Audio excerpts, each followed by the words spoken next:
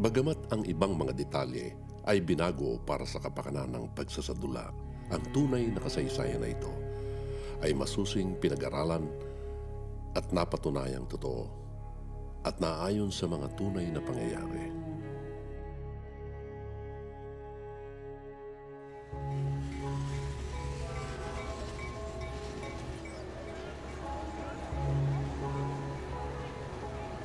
Ang buhay, gaya ng isang lakbayin, ay may mga pagtigil din paminsan-minsan. Meron ding palikuliko at kung minsan, may mga harang. At kung minsan naman, may mga magagandang nangyayari na hindi natin inaasahan. Ito ay isa sa mga lakbayin niyon, ang lakbayin ng aking buhay. Ako po si Dini Widyadingchas. Hindi po ako isang artista. Ako po ang tunay na Dini sa kasaysayang ito. Simulan na po natin ang ating paglalakbay.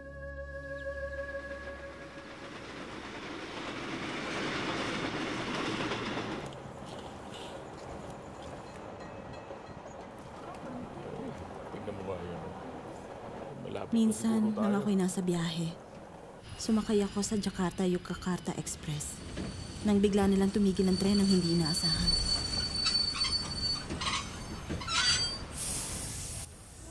Bakit pa tumigil? Ano nangyari?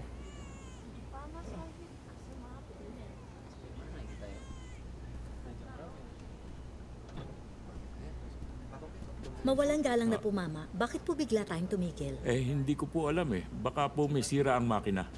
Kailan niyo po malalaman? Itatanong ko po sa mekaniko. Babalik ka ba mamaya? Totoo ba ito? Malamang hanggang mamaya pa tayo dito. At malamang mawala pa yung air conditioning. Sigurado yan. Umiinit na nga eh. Ano tinitingnan mo? Sigurado naman hindi nila tayo palalabasin dyan, di ba? Tignan nyo nga yan. Ano? Anong titingnan ko dyan? Dito po kasi ako lumaki. Oh, edi kung ganon, alam mo pala kung nasa na tayo ngayon. Gumbong. Gumbong? Naku naman, magkikita pa naman kami ng kapatid ko sa Yogyakarta. Kailan kaya tayo makakarating doon? Saan ba nagpunta yung konduktor?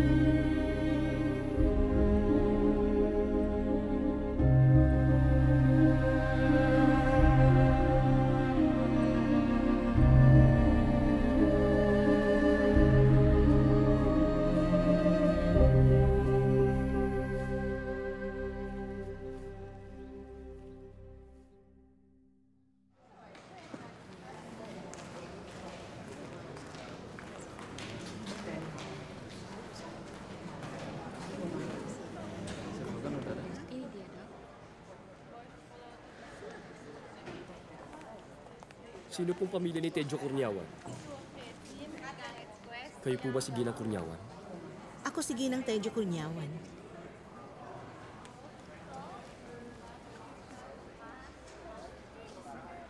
Si Ginoong Curnyawan ay inatake sa puso. atake sa puso. Pero paano nangyari yon? Sang-ayon po sa pagsusuri sa aming laboratorio. Hindi namin maunawaan ang lahat ng mga nangyari. Malusog ang katawan ng tatay ko noon. Bigla na lang nagdayari at nagsuka. Makalipas ang ilang oras, pagkadala sa kanya sa ospital, bigla siyang inatake sa puso at namatay. Namatay siya ng ganun-ganun lang.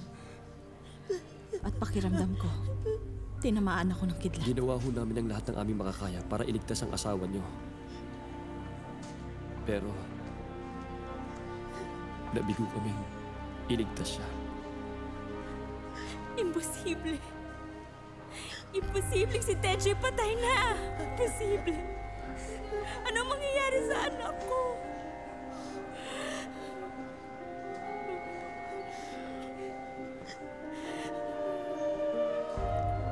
Ikinalulukot po namin ang pagpanaw ng asawa niyo. Patawarin niyo po kami.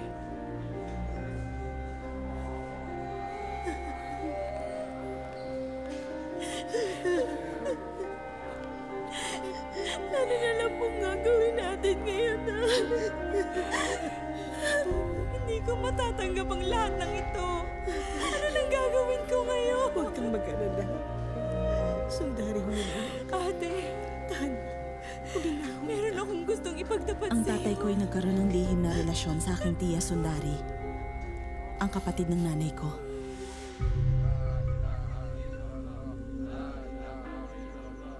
Walong buwan na siyang buntis nang mamatay ang tatay ko.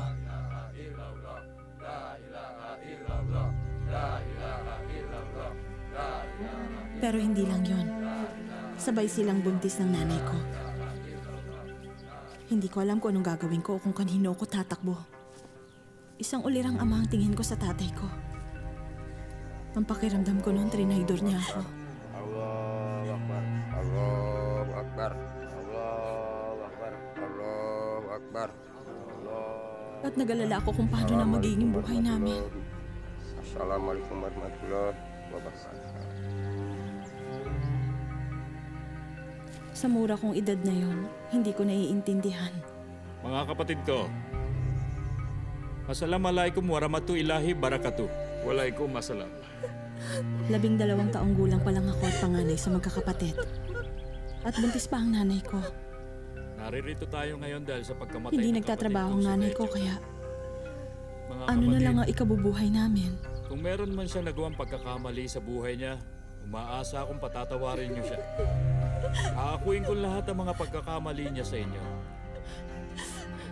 Amen.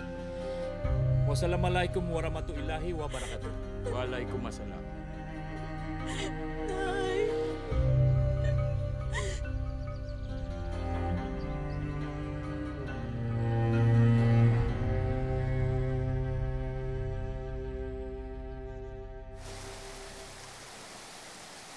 Hindi ko naisip noon na mas mahirap ang pinagdaraanan ni Tia Sundari ng mga panahon na yon.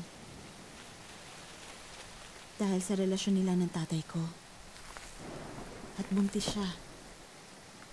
Nalugmok siya sa kahihiyan. At dahil doon, iniwan niya ang gombong nang hindi alam kung saan pupunta. Pinagsabihan ko nga yang si Wulandari. Ano? Sinabi ko sa kanya na ang pagpapalaglag lang ang paraan para maayos ang lahat. Para hindi siya malagay sa matinding kahihiyan. Dapat maging totoo lang tayo, hindi ba? At dapat lagi niyang ginagamit ang utak niya.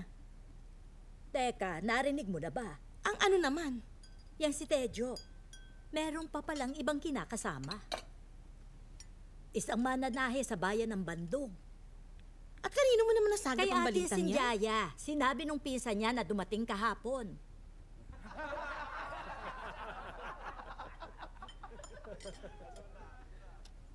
Yung mga manok na inahin at saka yung mga panabong na alaga nila, malaki-laking halaga yun.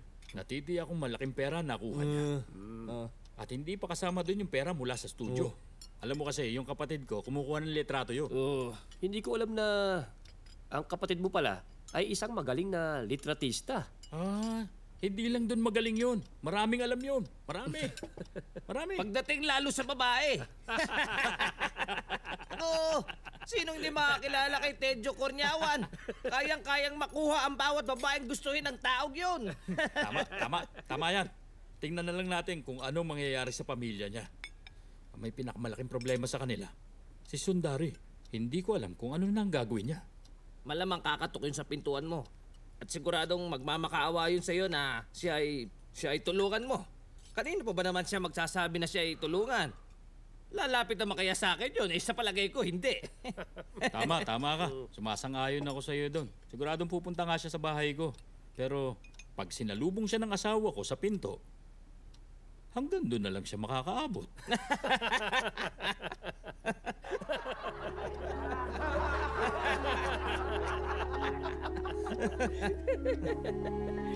Yung mga taong inaasahan mong magbibigay ng tulong, sila pa ang nagsasalita ng hindi maganda sa amin. Nang sandaling yon, hindi ko alam ang aking gagawin. Naramdaman kong ang Diyos lang ang makakapagligtas sa amin. Kaya mo ba naisipang umalis sa inyo? Oo, at tuluyang ko nang tinalikuran ng lugar na yan. At nang sa wakas, dumating din yung pensyon ng tatay ko. Lumipat kami sa Semarang. Nagbukas ng isang tindahan ng nanay ko sa tabi ng bahay para may pangtusto sa amin. Pero hindi naging ganun kadali. Hanggang sa ipinaampon niya na yung dalawa kong kapatid na babae at isang kapatid kong lalaki.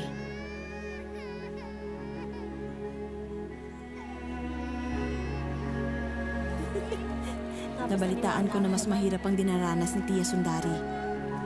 Pagkapanganak daw niya, lumipat siya sa Sukuharjo kasama ang lola ko. Lumipas ang 2 taon, pinakamahirap na mga taon.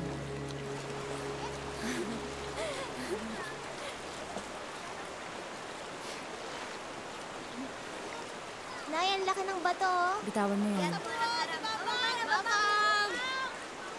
Butok sa buo! Butok sa buo! Babang! Sa buo! Si Babang!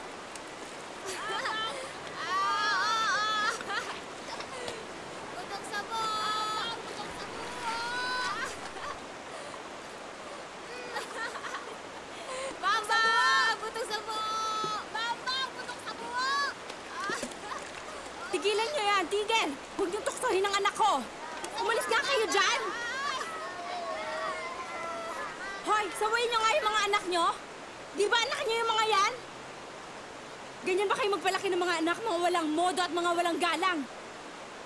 Kayo, mga anak sa labas, hindi ang anak ko! Hoy, walang nagsabi sa'yo na dalhin mo ang mga problema mo sa bayan na ito. Ang kapal mo? Pipintasan mo kami? Kung paano namin pinalalaki ang mga anak namin? Ha? At sino naman ang nagturo sa'yo na sumama sa bawat lalaki makikilala mo?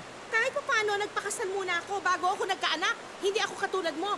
Malamang hindi mo pa alam kung sino ang ama ng anak mo.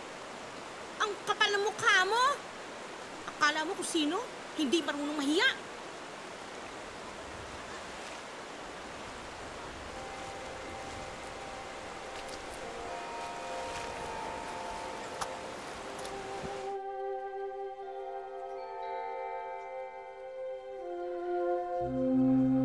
Dahil sa wala na silang mapuntahan, si Tia Sundari at si Bambang ay umalis sa Sukuharjo at nagpunta sa Semarang.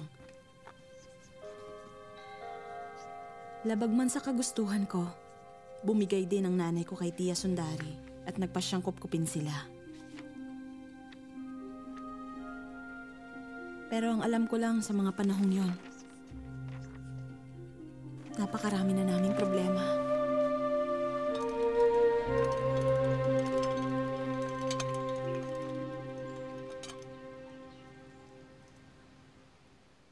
Pagkatapos, pakitanggal mo na rin ang sinampay. Lumayas ka dito! Ba't ka ba nandito? Layas, sabi! Alam mo ba, ayoko sa katulad mo.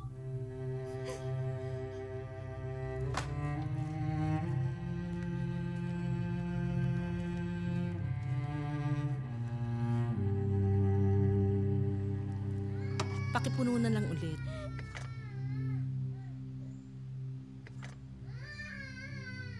Huwag kang mag-alala, binabantayan siya ni Dini.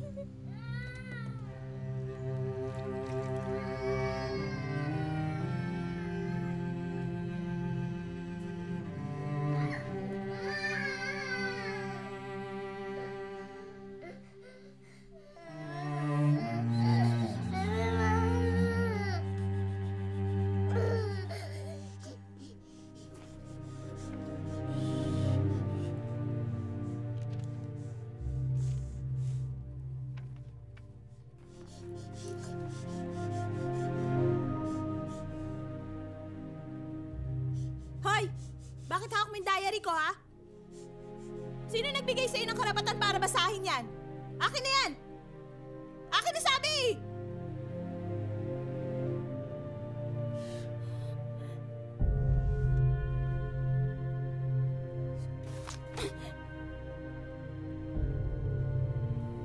Nang makita kong hawak niya ang diary ko, hindi ko na napigil ang sarili ko. Hindi ko naisip na gagawin niya yon.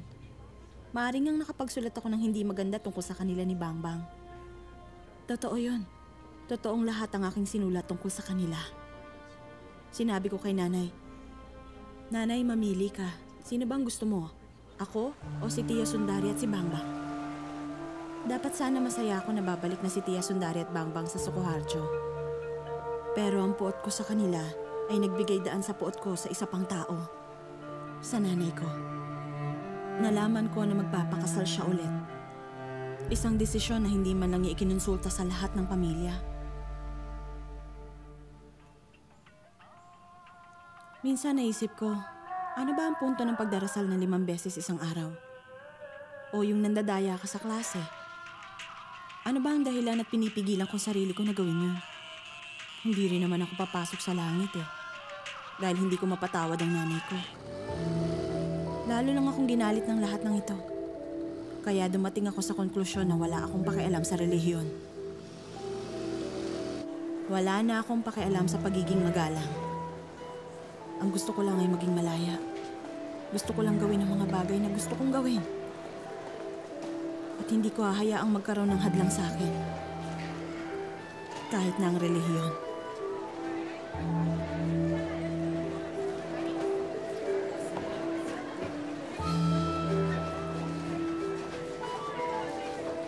Kaya sinimulan kong labagin ang lahat ng mga patakaran. Unang taon ko nun sa high school, ginawa ko lang lahat ng gusto ko. Pero may ilang mga bagay na nagbigay sa akin ng takot. Gaya nang makita kong isa sa mga kaibigan ko na nakahandusay sa sahig at dinudugo dahil sa nalaglagang dinadala niyang sanggol. O yung isang kaibigan ko naman na nakulong dahil nahuli siyang nagnanakaw. Kaya nagsimula akong magtanong sa aking sarili, ito ba talaga ang uri ng buhay na gusto kong pasukin? Ang buhay na saklaw ng relihiyon na hindi rin naman nakakapagpaligaya sa akin. Pero ang buhay na malaya at walang patakaran ay hindi ko rin naman gusto.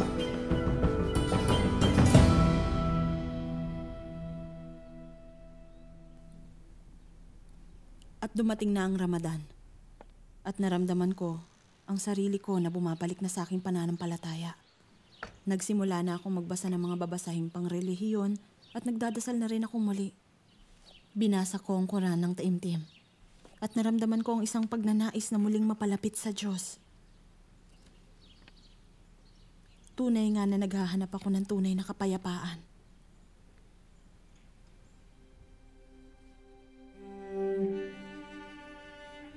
Ihinanda ko ang sarili ko sa pagdarasal ng tahajjud. Maraming bagay akong gustong itanong sa Diyos. Malakas ang pananalig ko na anuman ang hilingin ko ng gabing yon ay pakikinggan ng Diyos at ibibigay niya ang kasagutan.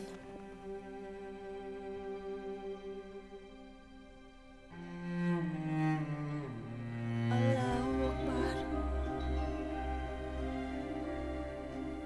Allahu Akbar. Nanalangin ako nang naaayon sa mga talatang isinaulo ko lang. Assalamualaikum warahmatullah. Assalamualaikum warahmatullah.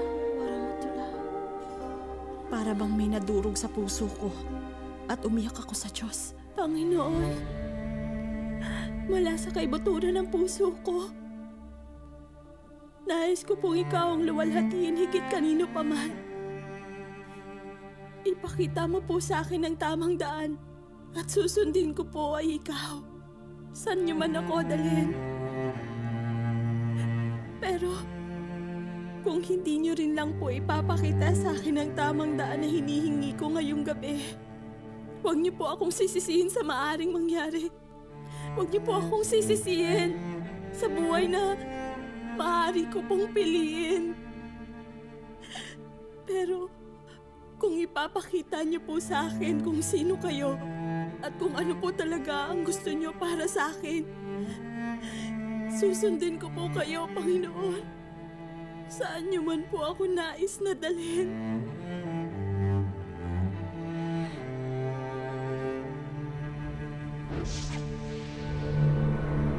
Nang mga sandaling yon, isang maliwanag na ilaw ang nagsimulang lumabas sa harapan ko.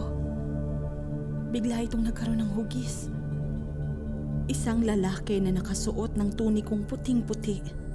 Hindi ko makita ang itsura ng kanyang mukha. Ngunit ang kanyang presensya ay pumapayapa at nag-aalis ng takot. Hindi ko alam kung paano.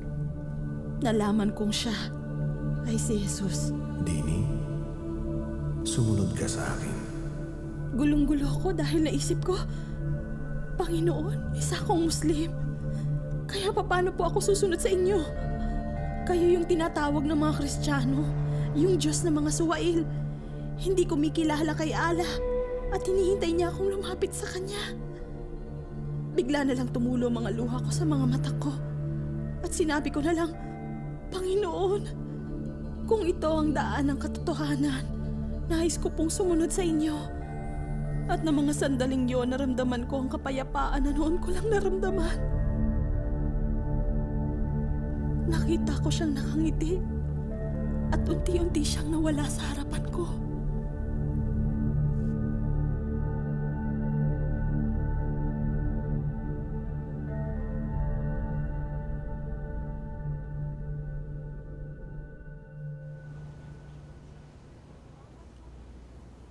Sana hindi ka nasaktan sa mga nasabi ko.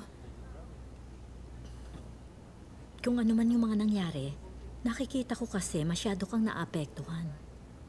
Hindi na ako magiging katulad ng dati. Magmula nang mangyari yon, talagang nagbago na ako.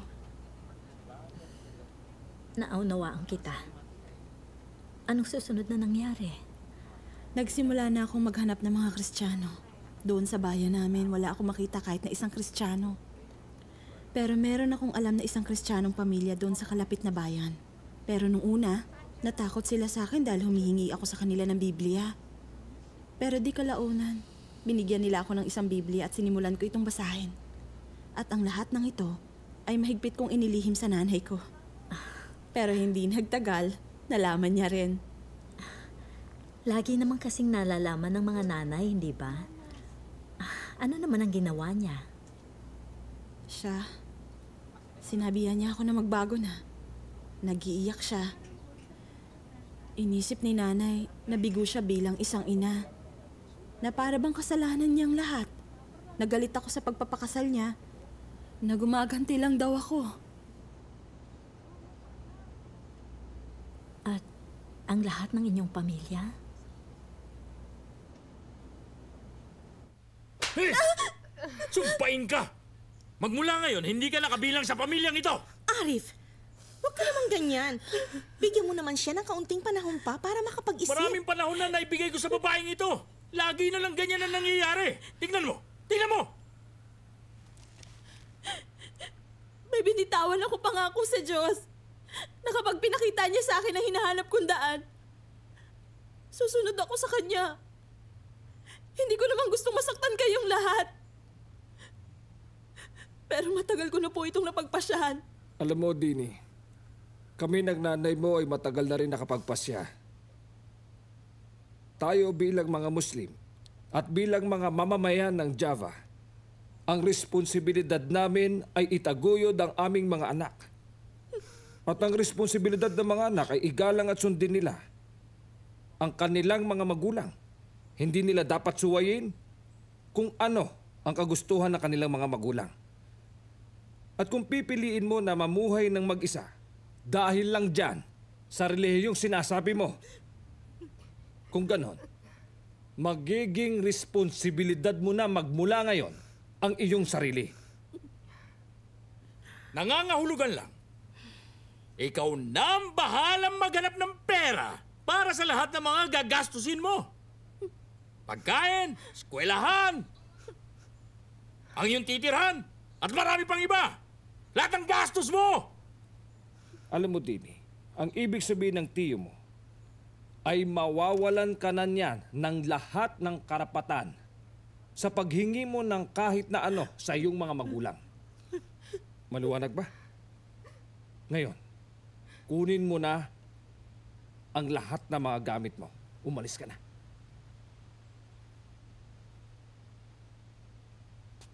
Bilis!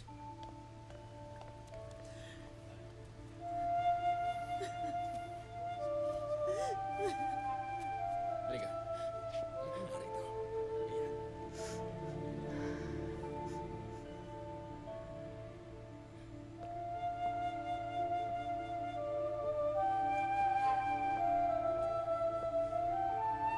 Ayan. Hindi ko alam kung saan nanggaling yung lakas na yon, pero iniwan ko sila at tuluyan na ako lumipat sa syudad. Sa Solo. 16 na taon pa lang ako. Umupa ako ng isang kwarto at nagsimula akong mag-aral para maging isang social worker. Natapos ko ang unang taon ko ng pag-aaral habang ako ay nasa Semarang. Yung tagapamahala ng eskwelahan sa Solo, akala niya transfer student ako, kaya tinanggap niya ako ng walang tanong-tanong. Nagtatrabaho ko pagkatapos ng aking klase at nagpapakasaya ako sa mga kinikita ko. At naisip ko na kapag may mangyaring hindi maganda, pwede naman akong pumunta sa lola ko at humingi ng tulong. 3 taon din ang nilagi ko sa Solo. Umuwi din ako sa amin para bumisita. Pero hindi nga lang ganun kadalas. Nang makapagtapos ako sa eskwela, hindi nagtagal nakakita din ako ng trabaho sa Semarang. Nang bumalik ako sa amin, hindi naging ganun kadali nung una, pero nagbalik din naman ang lahat sa normal.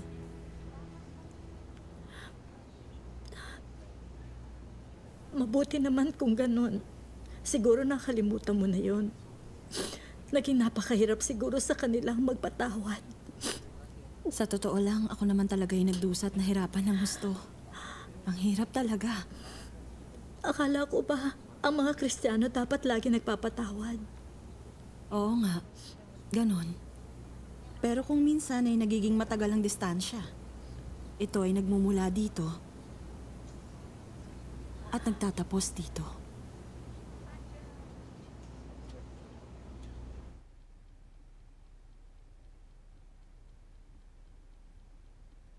Halika, tuloy ka. Maupo ka. Hindi, ayos lang ako. Mukhang pagod na pagod ka. Mas nag-aalala ako kaysa pagod. Naisip ko na kung babalik kami dito. Baka magbago si Bambang. Kung makikita mo lang siya, lagi na lang siyang nasa kwarto niya o di kaya nasa kalsada. Hindi maganda yon. Dapat ay makakita siya ng pagkakakitaan niya. Pero anong magagawa niya? Grade 9 lang tinapos niya. Wala nga siyang alam na trabaho. Sino naman kaya ang magtitiwala sa kanya? Meron naman siguro siyang makukuhang trabaho.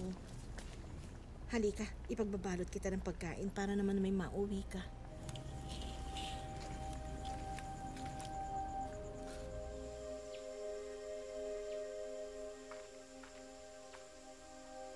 Assalamualaikum.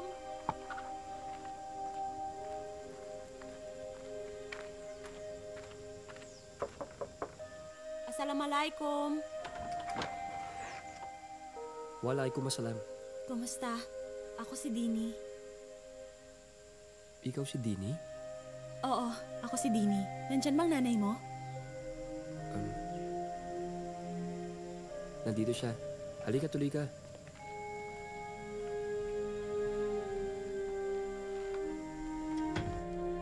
Inay, nandito si Dini. Si Dini? Tia. Sige, maupo ka. Gusto mo ba ng maiinom? Huwag na po kayo mag-abala. Ilang araw pa lang nakakaraan. Narinig ko kayo ni nanay na nag-uusap. Tia, hindi ko na kaya to. Patawarin niyo ako. Alam kong naging masama ako at hindi naging maganda ang pagtrato ko sa inyo. Patawarin niyo ako. Kalimutan mo na yun. Hiyang-hiya talaga ako. Humihingi po ako ng tawad sa inyo. Patawarin niyo po ako sa lahat ng mga hindi magagandang bagay na nagawa ko sa inyo, Tia. Patawarin niyo ako. Wala na yun. Matagal na kitang pinatawad din.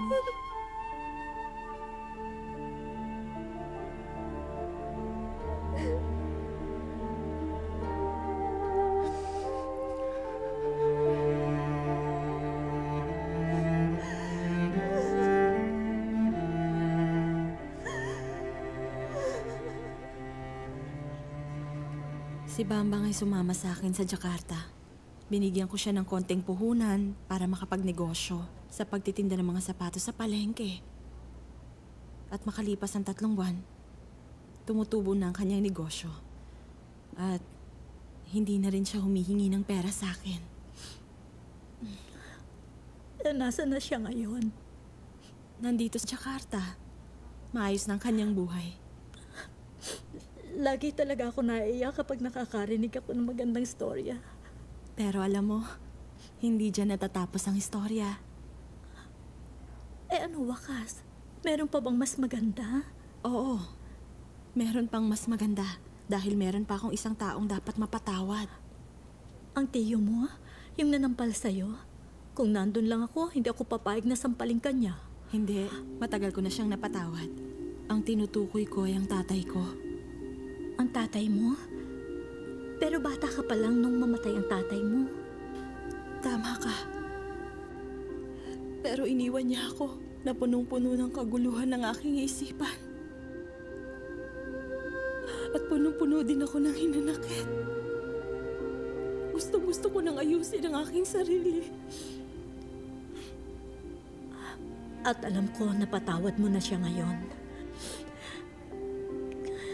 Kailan naman ito nangyari? Ito na ang mga sandaling yon.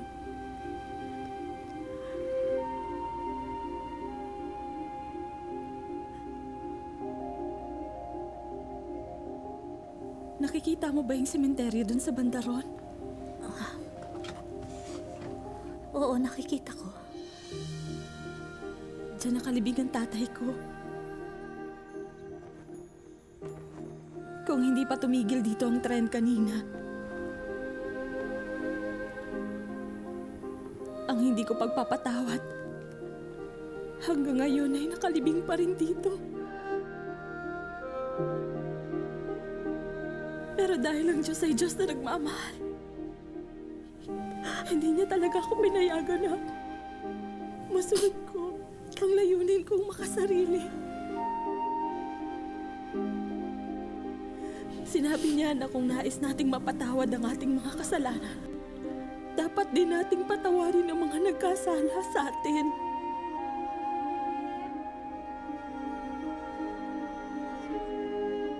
At habang sinasalaysay ko sa iyo ang buhay ko, naaalala ko kung gaano ko kamahal ang tatay ko na hindi ko pinansin noon. Marami ring mga sandali na masaya kami. Maliligayang mga sandali na hindi ko malilimutan. At kailanman hindi na yun mabubura sa puso ko. Pakiramdam ko, pinatigil ng Diyos itong tren. Para lang sa'yo. Alam mo, yan din ang naisip ko. Kung magsalita ka, para bang kilala mo kung sino siya talaga. Parang ang Diyos ay matalik mong kaibigan. Ang sabi niya, Sumunod ako sa kanya. Hindi ko naman laging nalalaman kung saan niya ako dadalhin. Pero nagtitiwala ako sa kanya na ako'y dadalhin niya kung saan man ako ay kailangan. Kaya lagi ko siyang sinusunod.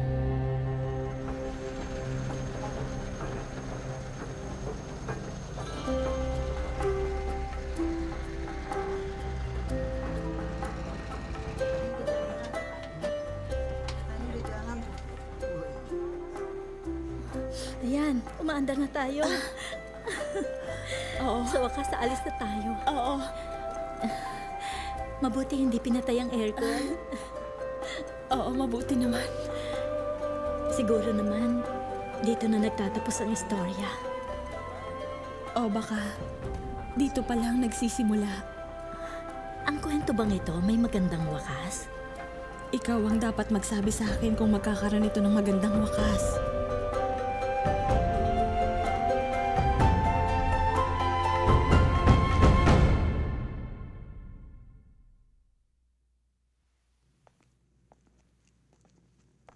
Kapag ang mga taong tinitingala natin ay binigo tayo, sumasama ang loob natin.